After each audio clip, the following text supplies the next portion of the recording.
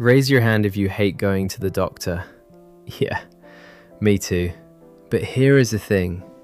You should be grateful. Because whatever your doctor does to you today is absolutely nothing compared to what doctors did to people 2,000 years ago. Imagine you have a headache, just a normal headache.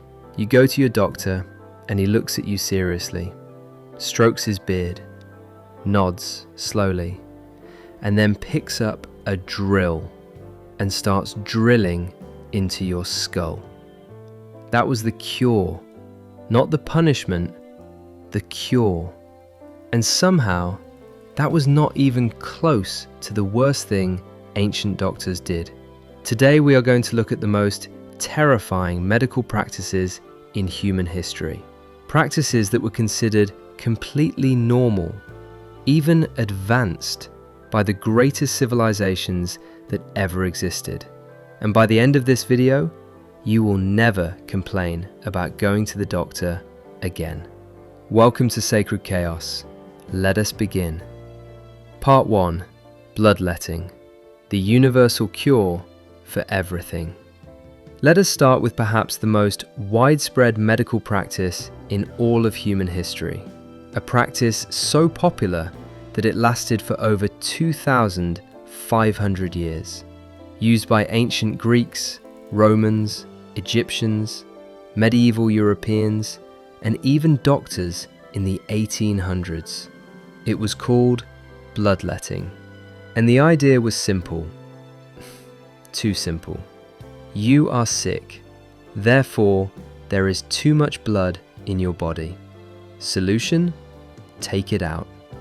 Doctors believed that your body contained 4 fluids: blood, phlegm, yellow bile, black bile. And when you got sick, these fluids were out of balance. So they would cut open a vein or attach leeches to your skin, sometimes hundreds of leeches, and drain your blood until you felt better, or until you felt nothing at all. And here is the truly terrifying part. The more sick you were, the more blood they took out. So if you came in with a fever, they would drain blood until your fever dropped. Spoiler alert, your fever dropped because you were now unconscious from blood loss. But hey, no more fever. Mission accomplished. The most famous victim of bloodletting was actually George Washington himself, America's first president. In 1799, he developed a throat infection. His doctors decided the solution was to drain his blood. They took out almost half of all the blood in his body in one day. 3.75 liters of blood gone in 24 hours. George Washington died the next day. Was it the throat infection that killed him? Or was it his own doctors? Historians believe it was definitely the doctors. And these were the best doctors in America, treating the most important man in the country with the best medicine available at the time. And they basically drained him dry. History is something else. Part 2. Trepanation. Drilling into the skull. Now let us go back even further. All the way back to the Stone Age, 10,000 years ago, when humans were just figuring out how to survive, building basic shelters, hunting animals, making simple tools, and apparently performing brain surgery. Yes, Stone Age humans performed brain surgery. It was called trepanation, and it involved taking a sharp stone tool, or later a drill, and boring a hole directly into a patient's skull while they were awake. Now, why would anyone do this? Well, ancient people believed that evil spirits lived inside your head.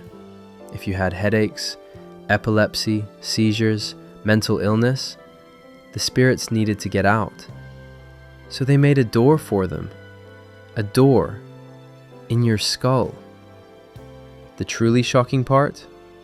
Some of these ancient skulls that archaeologists found showed signs of healing, meaning the patients survived the surgery. Some skulls had 3 or 4 holes in them, meaning they went back multiple times, either because it worked or because the doctor was very persuasive. Trepanation was used for literally everything. Headache? Drill. Depression? Drill. Bad behavior? Drill. Cannot sleep? Drill. The doctors of the ancient world had basically one solution to all problems: put a hole in the head. And somehow, people agreed to this, willingly, which honestly says a lot about how desperate sick people truly were. Part 3. Mercury. Drinking liquid metal as medicine. Now let us talk about a substance that we know today is one of the most deadly poisons on Earth. Mercury. The shiny liquid metal. Toxic enough to cause permanent brain damage from just exposure to its vapors. And for thousands of years, people drank it like medicine. Ancient Chinese emperors were obsessed with living forever, and their alchemists convinced them that mercury was the secret to immortality. So they drank it. The most famous example was China's first emperor, Qin Shi Huang, the man who built the Great Wall, the Terracotta Army, unified all of China, one of the most powerful humans who ever lived. He drank mercury pills every single day, because his doctors told him it would make him immortal. He died at age 49. His doctors killed him, slowly, day by day, with their own prescription. And this was not just China. Ancient Greeks used mercury to treat skin conditions. Medieval Europeans used it to treat syphilis. They would rub mercury all over the patient's body, sometimes put them in a sealed room, and burn mercury until the whole room was full of vapors. Then make the patient sit inside, breathing pure mercury vapor, as medicine.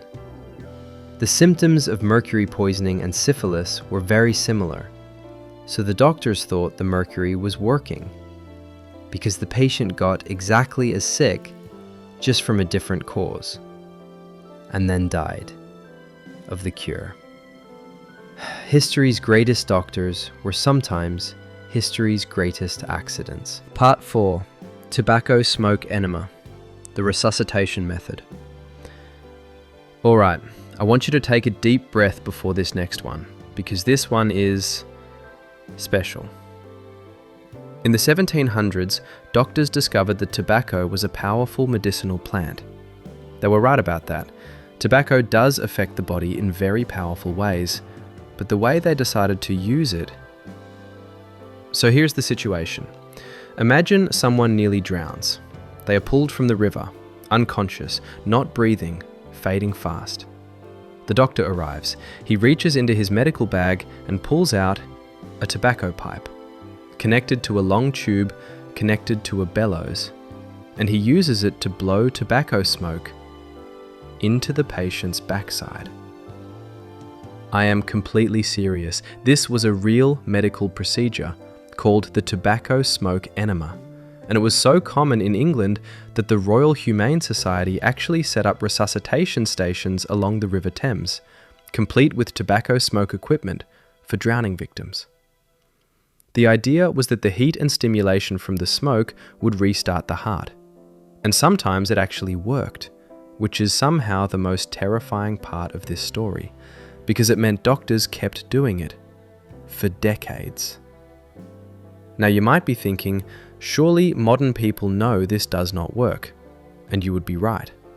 Scientists eventually proved tobacco smoke enemas were completely useless in 1811, after they had been doing it for over 60 years.